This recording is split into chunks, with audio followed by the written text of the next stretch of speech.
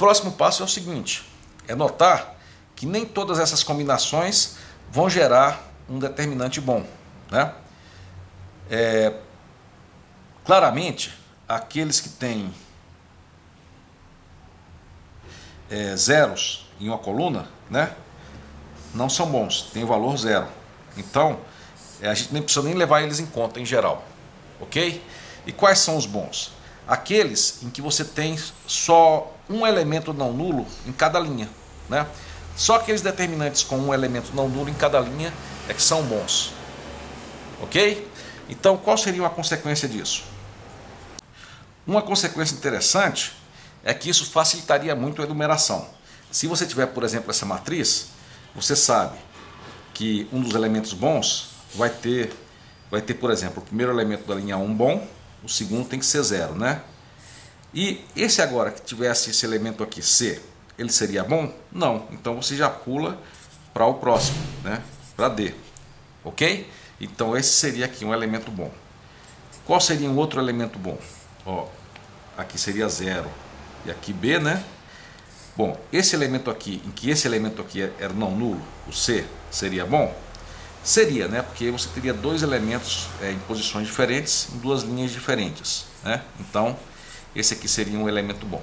E o próximo seria B e esse aqui, né? Que não seria bom porque teria uma linha inteira 0, ok? Então não é muito difícil não, né? Você fazendo todas as combinações de linhas em que você só tem um termo não nulo em cada coluna, facilita um pouco esse processo para fazer os termos do determinante. E o último passo é simplesmente fatorar os termos para fora, né? Então, AD vezes 1, 1, 0, 0, né? Mais, né? BC 0, 1, 1, 0, tá? Bom, esse termo aqui, aí eu tenho que ver se tem inversões ou não em relação à matriz de identidade, né? Por exemplo, aqui claramente nós não temos inversão, então só temos AD, tá? E aqui nós precisamos de quantas inversões para chegar à matriz de identidade? Somente uma permutação, né? Então, com uma permutação o sinal fica menos, né?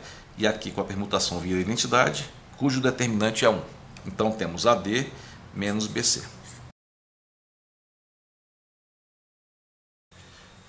Pessoal, antes de discutir o caso 3×3, vamos só tentar prever o que vai acontecer. Aqui nós temos todo o processo 2×2 e vamos ver o que vai acontecer no 3×3.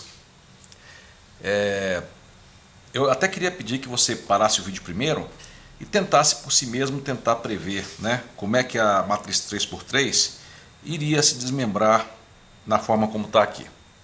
Pare o vídeo e pense um pouquinho nisso aí então. Ok, na primeira leva, provavelmente o 3×3, né?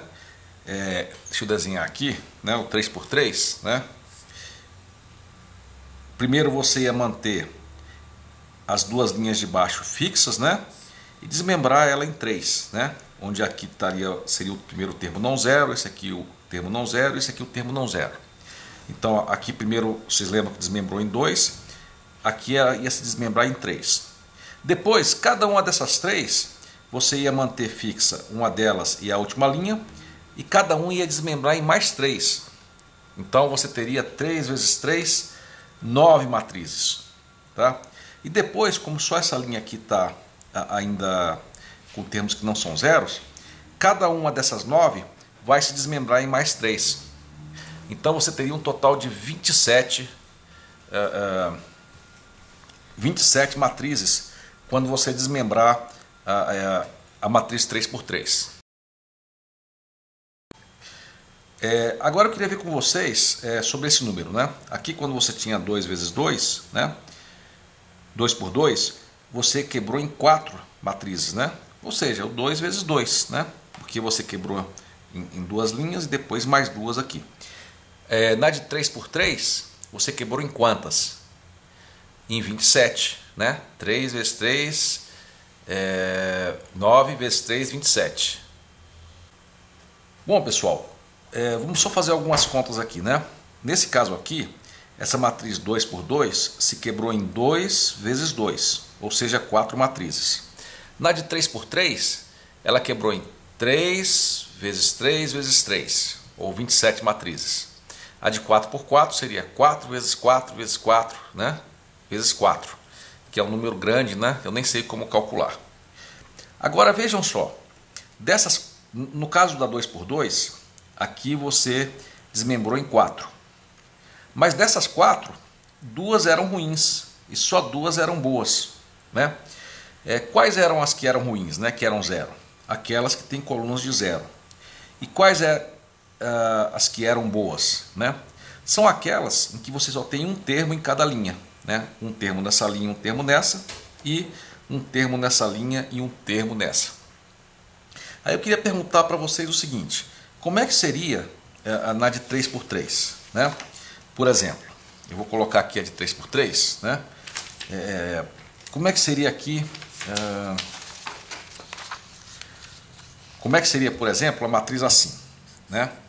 Em que posições que você teria, digamos, as matrizes boas, que não são 0? Vamos tentar só prever aqui, tá? Bom, aquelas que tem um termo por linha, né? A gente pode fazer sistematicamente. Uma delas, por exemplo, poderia ser o seguinte, né? A primeira linha aqui, né? Aqui não pode ter, porque se tiver duas na mesma coluna, uma das colunas vai ficar com 0, né? Então teria que ser, por exemplo, aqui nessa, né? E a próxima qual seria? Teria que ser essa aqui. Ok? Vamos tentar enumerar outra? Vamos lá? Olha só, então temos aqui, né? A matriz. Bom, essa aqui de novo, vamos começar com essa aqui, né? Essa aqui não pode. Essa aqui nós já vimos um caso, né? Vamos ver então, o próximo seria aqui, primeira coluna, e aqui na terceira coluna. Então qual seria o próximo aqui? Seria qual coluna? Seria a segunda. Ok? Qual seria o próximo termo bom do determinante? Vamos lá? Bom, essa aqui eu acho que eu já usei tudo, né? Porque quando eu usei essa aqui, eu já vi quando a segunda é essa e quando a segunda é essa, né? Vamos então para a próxima aqui, né? Que seria essa aqui, né? Então, qual seria uma possibilidade? Aqui não pode, né? Seria aqui a primeira coluna e a terceira. Vocês querem parar um pouquinho e pensar no próximo? Então parem o vídeo um pouco e me digam qual seria a próxima combinação boa. Vamos lá, pare o vídeo e faça isso agora. Ok, vamos lá então. Temos aqui então a próxima possibilidade, né? Ainda com a coluna 2 da primeira linha. Essa aqui nós já vimos, essa aqui não pode, né? Porque estaria na mesma linha e o determinante daria 0, então seria aqui. E qual seria a outra possibilidade? Essa aqui. E qual seria o próximo passo, hein, pessoal? Mas antes, deixa eu só lembrar, né, que na verdade aqui é tudo determinante, né? Não é matriz, não é colchetes, é só o traço, tá? Agora eu pergunto, qual seria o próximo passo, né? Seria somar todos esses determinantes, né? Porque eles foram desmembrados. Os outros todos nós já mostramos que são 0, né? O restante dos 27 nós mostramos que são 0. E aí eu vou ter que fatorar as colunas para fora, né? E aí eu vou ter que organizar todos, né? Eu vou ter que ver quais são as permutas de linha para que todos fiquem com formato de uma matriz diagonal, né? Aí dependendo do número de permutações, o sinal da matriz vai ficar com um sinal de mais ou de menos. Ok?